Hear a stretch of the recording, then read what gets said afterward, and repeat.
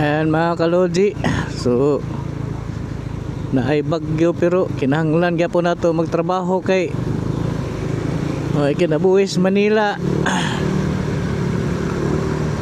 Kung di ka mo trabaho, way sweldo, way kanon, wa tanan, gutom ka, anang makaswerte na lang kas imong amuro nga di ka pasudlo nun sa silduhan. Para swertiha gi kayo.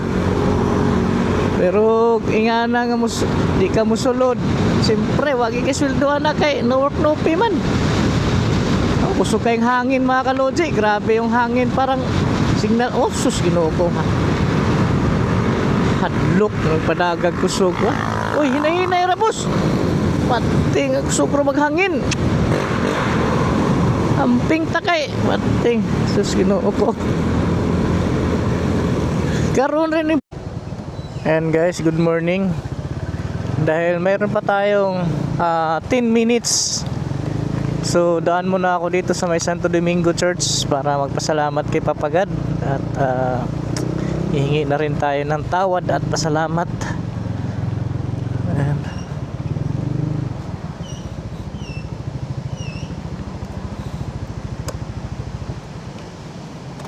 ay Diyos ko po, tulungan niyo po kaming lahat.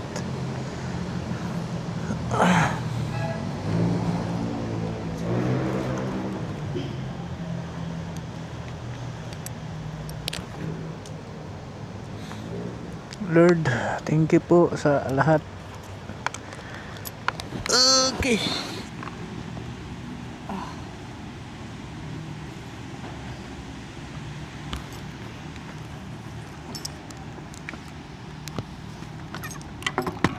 Oh, grabe, lumakas na naman yung ulan.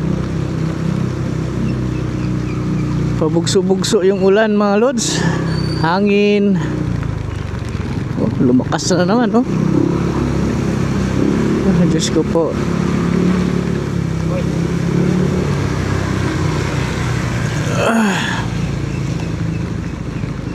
Sana mawala na ito maya-maya